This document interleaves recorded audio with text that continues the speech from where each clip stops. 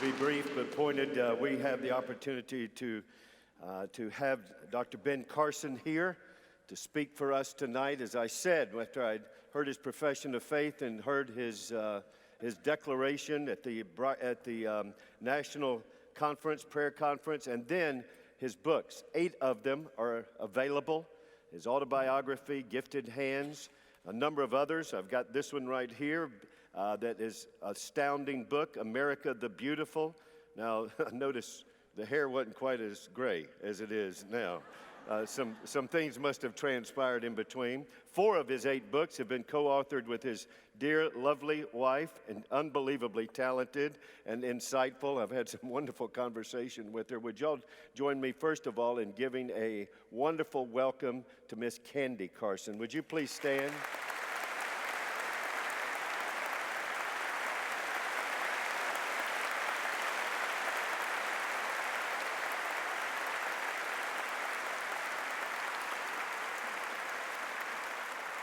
Dr. Carson was raised in a deeply urban community in Detroit. Dr. Carson, we're actually planting 2 churches not far from where you are right now. We have 2 church planters there.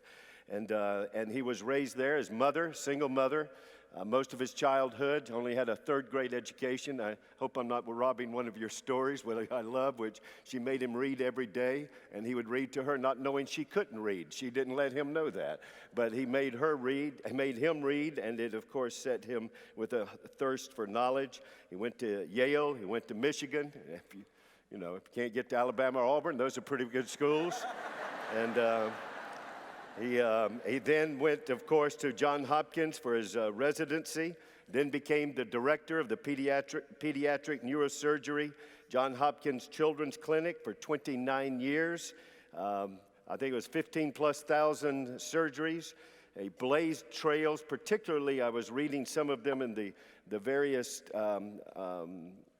procedures that he implemented in terms of separating Siamese twins, and I was looking at the names of those procedures, and I can't even touch it.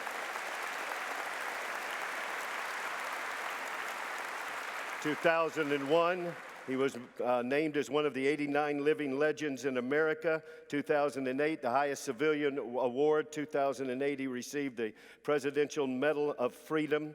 In 2004, I think this is crucial that he served here in the Council of Bioethics, which was desperately needed. He served being appointed by President Bush, who also gave him that Medal of Honor. And then he has continued to serve in various capacities since then, with the various books that he's written and all of the things that the Lord has allowed him to do. So we didn't call him and ask him to preach, but I am praying that the Lord's going to have a word for you through him. Would y'all join me in giving a Briarwood, Birmingham, Alabama welcome to Dr. Ben Carson, all right?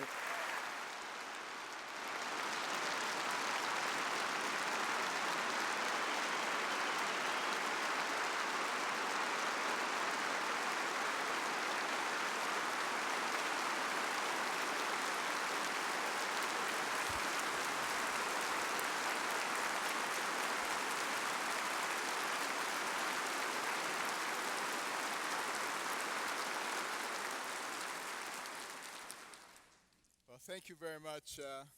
Candy and I are just absolutely delighted to be here with you, and I just want to start with a word of prayer.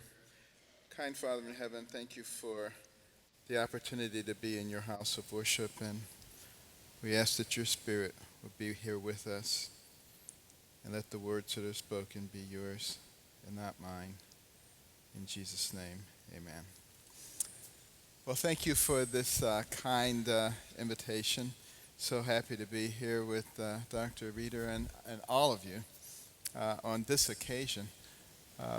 Just before the 4th of July, I've had an opportunity to travel to 57 different countries. And the thing I always want to do is get back home. There's no place like home. And America is an amazing place. When you stop and think about it, we declared our independence in 1776. In less than 100 years, we were the #1 economic power in the world. Think about that. And not only that, but 100 years before America came on the scene, 500 years, 1,000 years, 5,000 years before America came on the scene, people did things the same way. Within 200 years of the advent of America, men were walking on the moon. It completely changed the outlook of mankind. It is a very exceptional nation. And anybody who doesn't think so has rocks in their head. You know, there is nobody else who's done what this country has done. But it's also a country of dreams, where you can come from anywhere and achieve your dreams. You know, my dream, of course, was to be a doctor. I skipped right over the policeman and fireman, went straight to doctor. I just loved anything that had to do with medicine, you know, on television, Dr. Kildare, Dr. Casey, that kind of stuff, man. I even like going to the doctor's office. So, you know, it tells you I was kind of a strange kid. I would gladly sacrifice a shot just so that I could smell the alcohol swab, you know. It was great. But you know, the founders of this nation, they really had something very special in mind. Because many of them had come from places where people were oppressed. And they wanted a place that was centered around the people, of, for, and by the people. The government was to be there simply to facilitate life, liberty, and the pursuit of happiness. And this is the place that we have to fight for, to maintain, or at least to get back to that vision of what America was. And one of the things that's troubling to me is the fact that we're giving away a lot of those freedoms. You know, I have to confess to you something. You know, everybody has disclaimers these days. They say, you know, I belong to this corporation, or, you know, this group is paying me, or whatever. So take everything I say with a grain of salt. Well, my disclaimer is that I'm not politically correct. And, you know, I probably never will be. It's,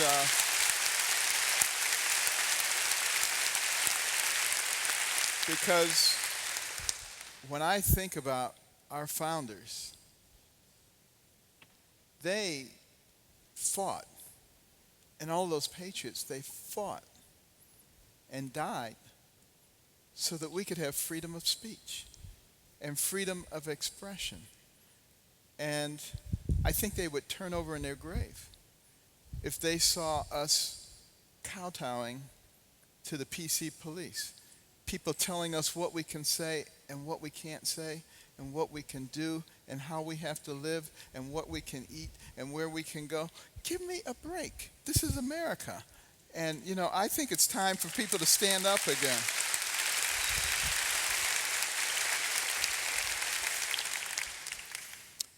But it's sort of all about intimidation. And I think the vast majority of people in America are actually people with common sense. And they're logical people. And they're people with values and principles. But they've been intimidated into keeping quiet and not really standing up for what they believe in, because they don't want somebody to call them a name or inflict an IRS audit on them, or, you know, mess with their job or their family. And I would just say we need to start thinking about freedom and the cost of freedom, because it's not free. And, you know, a lot of people have fought to make sure that we have it. And we do them a disservice when we're afraid to stand up for it. And we have to be willing to stand up for our beliefs, because if we don't, they will disappear. And that's what intimidation is all about. The PC police, they intimidate us You know, I learned about intimidation when I was a child because I was intimidated by dogs. I was very frightened of dogs. I would be late going to school because I would almost be there and there would be a dog. And I would have to go all the way around the block, and then I'd be there again and there'd be another dog. And the teachers got kind of tired of hearing these dog stories. But there was this old man, and he was wonderful. He saved me. He said, Benny, dogs will only bother you if you're afraid of them. If you ignore them, they will not bother you. I said, are you sure about this? He said, absolutely. So there was this dog on our block named Rusty. And nobody liked to go down where Rusty was because he was really, a vicious dog. And I said, I'm going to test this out on Rusty. So I go walking down there. Rusty sees me. He cannot believe his eyes. He starts licking his chops and comes running after me and barking and snarling. Ran right up to me. I said, this was a mistake. But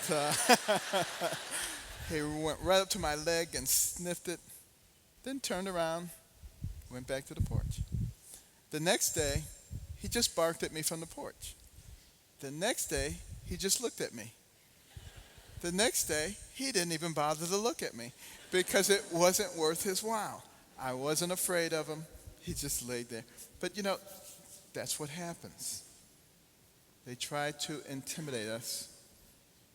And it's going to be up to us, the American people, to recognize that if God be for you, who can be against you? We don't have to be afraid of anybody.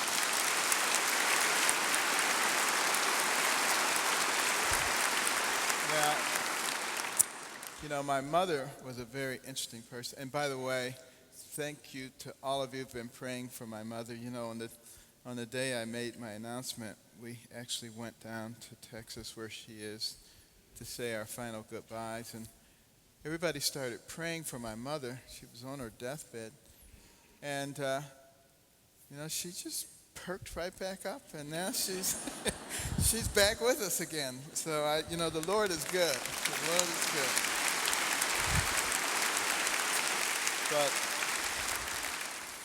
But she was an interesting person. My mother absolutely refused to be a victim. And if anybody could have claimed victimhood, it was her. She was one of 24 children, got married when she was 13, trying to escape a horrible environment of poverty in rural Tennessee, being shuffled from one home to the next, cobbling together no more than a third-grade education before she got married.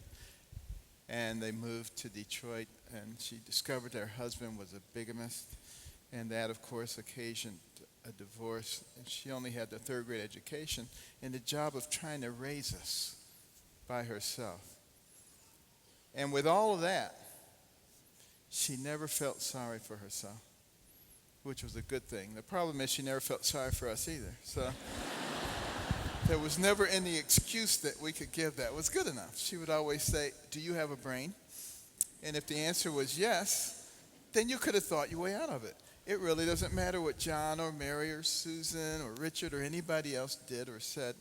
And that was probably the most important thing she did for me and for my brother, because if people won't accept your excuses, then pretty soon you stop looking for excuses and you start looking for solutions.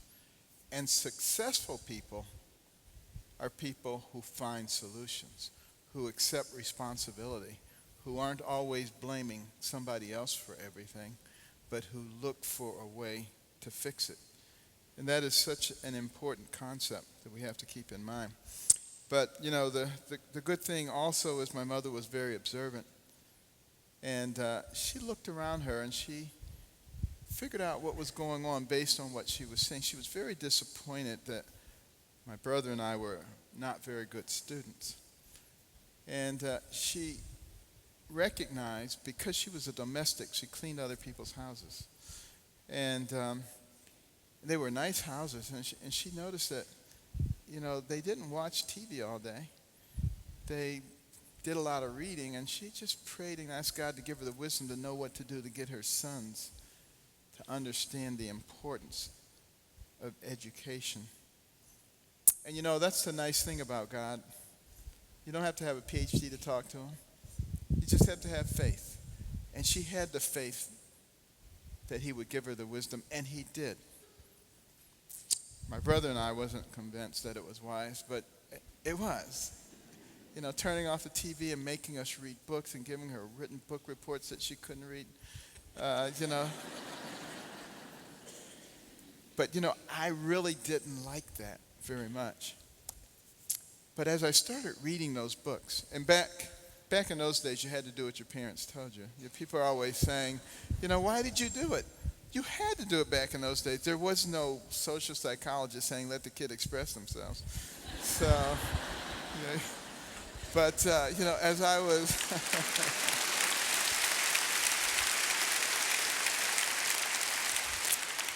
as I started reading those books, and these incredible people who were people of great accomplishment in lots of different areas. And I began to understand something, and that is that the person who has the most to do with what happens to you in life is you. It's not somebody else. It's not the environment. And that to me was something that was very empowering. And I began to know things that nobody else knew. And in the space of a year and a half, I went from the bottom of the class to the top of the class, much to the consternation of a lot of those students who used to laugh and call me names, who were now coming to me saying, Benny, how do you work this problem? And I'd say, sit down at my feet, youngster, while I instruct you. But I was perhaps a little obnoxious, but it sure felt good to say that to those turkeys. But, you know, I just had a very different impression of who I was. And I also, you know, began to read my Bible a lot. That was a source of great comfort for me. And you would have thought that maybe life was going to be okay for me. Wrong. Because you see, I had another major problem. I had a horrible temper. I was one of those people who thought they had a lot of rights. Have you ever met anybody who thinks they have a lot of rights? People are always infringing on their rights. So people were always infringing on my rights. I remember once a fellow hit me with a pebble. It didn't hurt, but I was incensed that he would dare hit me with a pebble. I picked up a large rock, hurled it at his face, broke his glasses, almost put his eye out. Another time a fellow was trying to close my locker. I didn't want it closed. Socked him in the forehead with my fist. Unfortunately, still had the lock in my hand, put a 3-inch gash in his forehead. My mother was trying to get me to wear something I didn't want to wear. Picked up a hammer, went to hit her in the head with it. Fortunately, my brother caught it from behind. You know, other than that, I was a pretty good kid. But you can you can see how that temper gets you in so much trouble. And when I was 14, another youngster angered me, and I had a large camping knife. And I tried to stab him in the abdomen. And fortunately, he had a large metal belt buckle on under his clothing. A knife blade struck with such force that it broke, and he fled in terror. But I was more terrified than he, recognizing that I was trying to kill somebody over nothing. And I locked myself in the bathroom. I just fell on my knees. I started praying. I said, Lord, you know, turn things around academically, but I'll never realize my dream of becoming a doctor with a temper like this. My choices will be jail, reform school, or the grave. And none of those appealed to me. And I just said, unless you take this temper from me, I just can't make it. And there was a Bible there, and I picked it up and opened it to the book of Proverbs. And there were all these verses in there about fools. And it seemed like they were all written about me. But there were also verses about anger, like Proverbs 19:19. There's no point getting an angry man out of trouble because he's just going to get right back in it. But encouraging verses like Proverbs 16:32, mightier is the man who can control his temper than the man who can conquer a city. Verse after verse, chapter after chapter, it seemed like they were all written about me. I stayed in there for 3 hours, reading and praying and contemplating. And I came to an understanding during that time that to lash out at somebody, to punch somebody in the face, to kick down a door was not a sign of strength. It was a sign of weakness. It meant you could be easily manipulated and easily controlled. And I also came to understand that if you're angry all the time, you're selfish. Because it's all about me, my, and I. Somebody did this to me. Somebody took my thing. They're in my space. And if you learn how to step outside the center of the circle and let it be about somebody else, you won't be angry so much. And when I came out of that bathroom after 3 hours, the temper was gone. I've never had another angry outburst since that day. And some people say,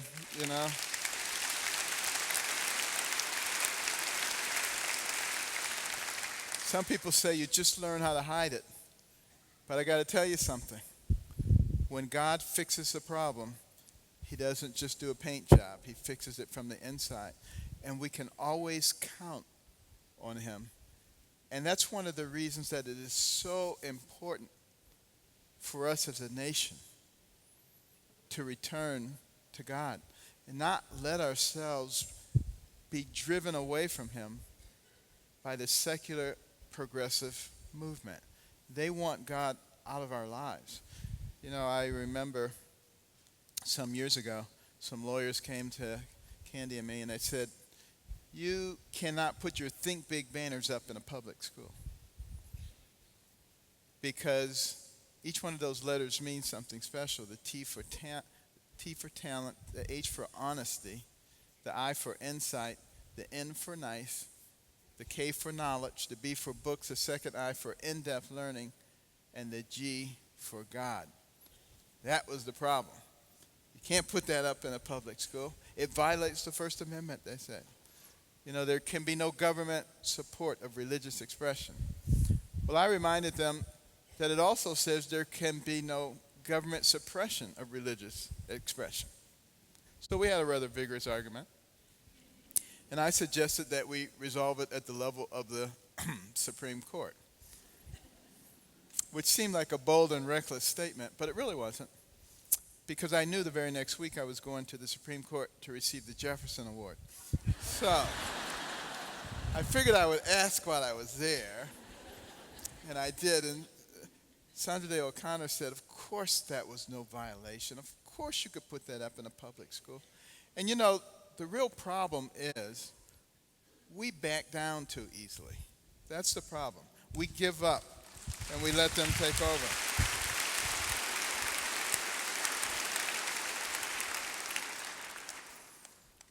Well, at any rate, I still had more problems. When I got to high school, I ran into the worst thing a young person can run into. It's called peers. P-E-E-R-S. That stands for people who encourage errors, rudeness, and stupidity. And that's exactly what they were doing, telling what kind of clothes you should wear and who you should be hanging out with. And, I got caught up in that stuff, and I went from an A student to a B student to a C student. Grades kept plummeting. I didn't care because I was cool. High fives, low fives, pats on the back, Detroit strut, the whole thing. But, fortunately, I only wasted 1 year before my mother was able to get me to realize it wasn't what you wore on the outside, it was what you had up here that made the difference, and I got back on the right track. And the guys didn't like it, and they were calling me nerd, Poindexter, Uncle Tom, all kinds of things. But I will always shut them up by saying one thing. I would say, let's see what I'm doing in 20 years, and let's see what you're doing in 20 years.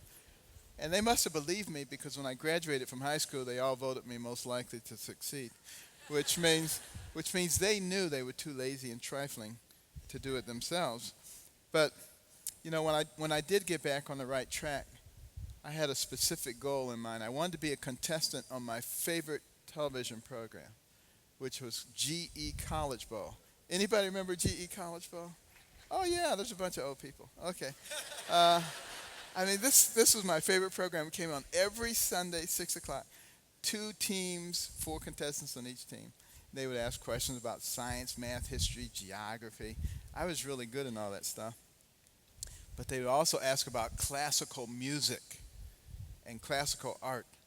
Now, there was no way you were going to learn anything about classical music or classical art at Southwestern High School in inner city Detroit. I mean, in my high school, if you said Van Gogh, they would have said, put gas in it, the van will go. I mean, they would have had no idea what you were talking about. So, I said, I'm going to learn this on my own. I would get on the bus day after day, week after week, month after month, go downtown to the Detroit Institute of Arts, roam to those galleries until I knew every picture, every painting, who was the artist, when they were born, when they died, what period it represented, listening to my portable radio, Bach, Telemann, Mozart. Kids in Detroit thought I was nuts. Think about this, a black kid in Motown listening to Mozart. I tried to convince them that the Mo in Motown was Mozart, but nobody was buying it. And I even decided which college to attend based on that program. I had enough money to apply to one college. I said, I'm applying to the college that wins the grand championship in college ball. It could have been Auburn, But it turns out the grand championship was between Harvard and Yale. And Yale just demolished Harvard, so I didn't want to go to a school with a bunch of dummies. So I applied to Yale, and fortunately they accepted me with a scholarship, and I was all gung-ho. I was going to be on College Bowl. But the year I went there was the year College Bowl went off the air. I know, it's a sad story. But years later, when I decided that I wanted to be a neurosurgeon, I said, I want to go to the place that's best known for neurosurgery, and that, of course, was Johns Hopkins. Cushing, Dandy, Walker, all the biggest names. The only problem is they only took 2 people a year out of the top 125 applicants. So how was I going to be one of the 2? Well, when I went for my interview, the fellow who was in charge of the residency program, George Udvahai, was also in charge of cultural affairs at the hospital. So we talked a little bit about medicine, neurosurgery. Somehow the conversation turned to classical music. And we talked for over an hour about different composers and their styles, conductors, orchestras, orchestral halls. The man was on cloud 9.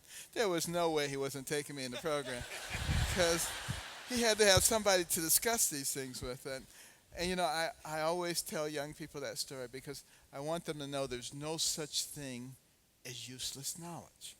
And you hear people sometimes say, don't learn this, don't learn that, you'll overload your brain. Let me tell you something. You cannot overload the human brain. If you learn one new fact every second, it would take you more than 3 million years to challenge the capacity of your brain. So never worry about that. That's just not an issue. But interesting thing is, as I was learning all of this classical music and classical art, there were a lot of people in my neighborhood who were critical of me. And they said, why are you learning that European nonsense? That's not culturally relevant. Have you ever heard that term before? Culturally relevant? What does that mean to a citizen of the United States of America? Well, I'll tell you. Take a trip down to Ellis Island, New York Harbor, and go into that museum and look at the pictures of people who came from every part of the world, many of them carrying all their earthly belongings in their 2 hands. Look at the eyes and determination. People who work not 8 hours a day, but 12, 16 hours a day. Not 5 days a week, but 6 or 7 days a week. No such thing as a minimum wage. Work not for themselves, but so that their sons and daughters, grandsons and granddaughters might have an opportunity in this land. That's what's culturally relevant. Hundreds of years before that, other immigrants came here in the bottom of slave ships, worked even longer, even harder for less. And they too had a dream that one day their great-grandsons, great-granddaughters might be able to pursue freedom and prosperity in this land. And do you know of all the nations in the world, this one, the United States of America, was the only one big enough and great enough to allow all those people from all those backgrounds to realize their dreams. And that's why every single one of us is culturally relevant to every single one of us. And that's why we're called the United States of America. And we must remember that.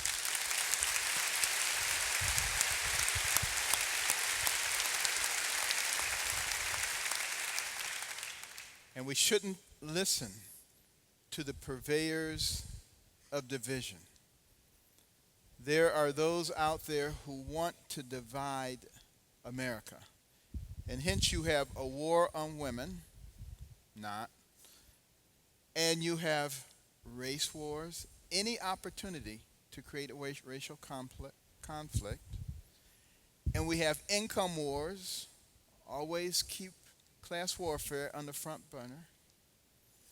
And we have religious wars, and we have age wars. You name it, we have a war on it. And it's going to be incumbent upon us, we the people of the United States of America, to reject the purveyors of hatred and division and recognize that we are not each other's enemies. They are the enemy. We need to understand that.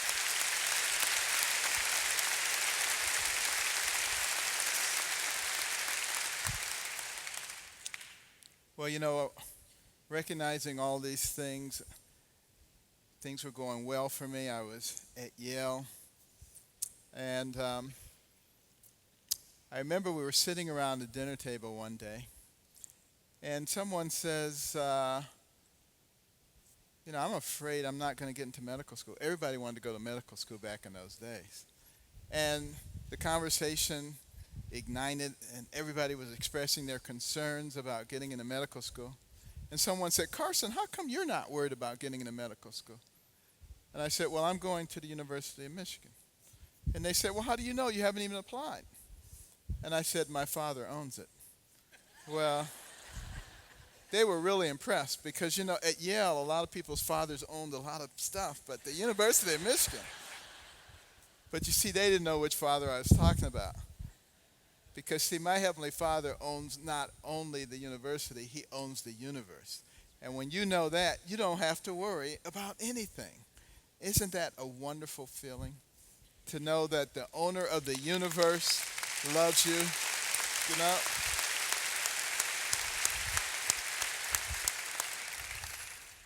And things went well for me through medical school.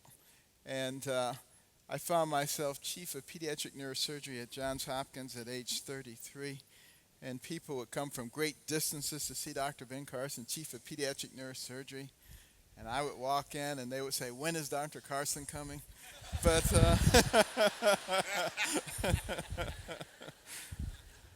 and I would say, well, I'm Dr. Carson. And some people just about have a seizure. But it's how I got interested in seizure surgery. No, just kidding. But, no one ever walked out as I began to explain what was going on. But I must admit, I thought I was pretty hot stuff.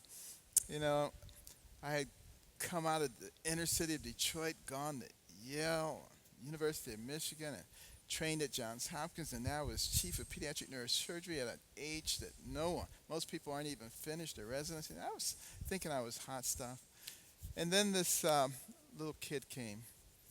He's from Georgia. And he had been diagnosed with a malignant brainstem tumor. And nobody gave him any chance. And they ended up at Johns Hopkins, and I remember seeing that little boy roll over there on that stretcher, eyes looking in opposite directions, unable to handle his secretions, barely breathing. And the panic looked on the parent's face, and I looked at the scans, and I saw this big, ugly tumor. And they said, Doctor, the Lord sent us here because we would find a Christian neurosurgeon who could help our son. And I looked at that scan, and I said, there's nothing that I or anyone else can do. This is a malignant brainstem tumor. It's inoperable. And they said, Doctor, the Lord is going to heal our son. He's going to use you to do it. I said, I'll tell you what, I'll do an MRI. MRIs were new at that time. I said, sometimes they show something the CAT scan doesn't show. So we did an MRI. I had the neuroradiologist look at it. They said, malignant brainstem tumor. I went back and told them. They said, but doctor, the Lord is going to heal our son. I said, you know what? Once in 1,000 times, the scans are wrong, and maybe it's a big fungal infection with a reaction, and it looks like a tumor, so we'll do a biopsy. And I went in, found this ugly grayish red mass, sent a frozen section off. It came back high-grade glioma, a very malignant tumor. And I took out as much as I dared, closed them up, went out and talked to the family. I said, I'm sorry, it looks like it's what we thought it was. And, you know, only God knows why these things happen and how long a person's supposed to live, and maybe he's already served his purpose. And we'll understand it better by and by, you know, all the nice platitudes. Fully expecting that he was going to deteriorate and die. And the parents said, Doctor, thank you. But the Lord is going to heal our son. I'd never seen people with faith like that. But, you know, over the next couple of days, instead of deteriorating, he started handling his secretions, and the eyes started looking in the same direction. I said, what's going on? I said, let's do another scan. And we did, and there was still a big, ugly tumor, but there was a little ribbon of tissue way off on the edge. And I said, is it possible that maybe this tumor is outside of the brainstem and just compressing it to the point where we couldn't see it? And maybe we should go back in? And the parents said, by all means. And I went back in, and the nature of the tumor had changed. And under the microscope, I peeled it away layer by layer. And when I got to the last layer, there was a glistening white brainstem, intact but smashed and displaced, but intact. Long story short, that boy walked out of the hospital, and today he is a minister. But, you know,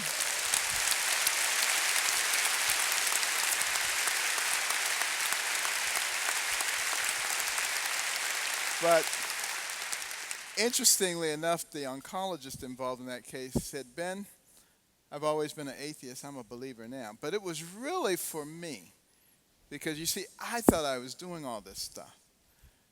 But that case helped me to realize that it wasn't me at all, that it was God. And I said that day, I said, Lord, you be the neurosurgeon and I'll be the hands. That's where the term gifted hands came from. I recognize where it was, and that's when all these amazing cases started coming. Just an unbelievable career.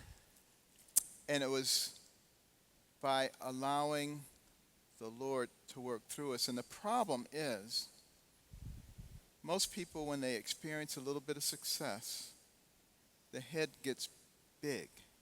So big that the Lord can't use them anymore.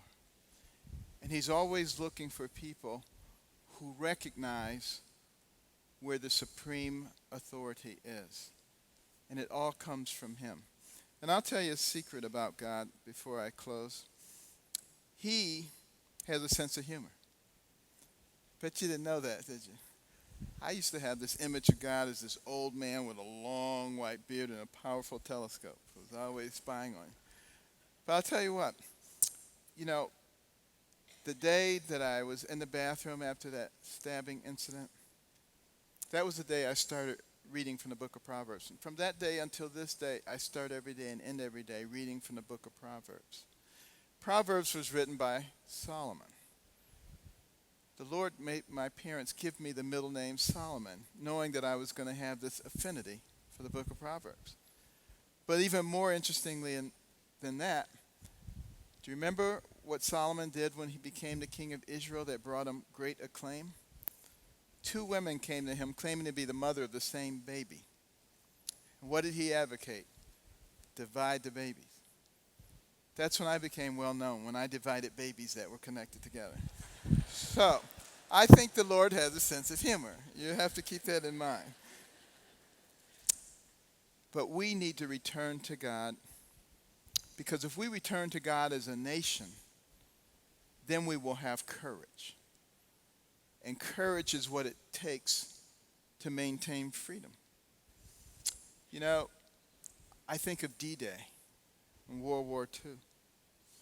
And our soldiers invading the shores of Normandy, being mowed down by machine gun fire, hundreds at a time, 1,000 men laying on the sand. Were our soldiers afraid? Did they turn back? Yes, they were afraid, but they did not turn back. They stepped over the bodies of their dead comrades, and they overwhelmed the Axis forces, knowing in many cases that they would never see their loved ones or their homeland again. Why did they do it? Clearly not for themselves. They did it for you and for me, so that we could live in a land that is free. And that baton of freedom now lies with us. We have to remember those people in the pre-revolutionary days, the patriots, how they would get together in their town hall meetings, in the barns, in the living rooms, even invited the loyalists. And they would say, what kind of America do you want to pass to your children and your grandchildren? What will you fight for? What will you die for? That is a question that we must ask ourselves today. Because, ladies and gentlemen, I must tell you that freedom is not free. You must fight for it every day. Thank you.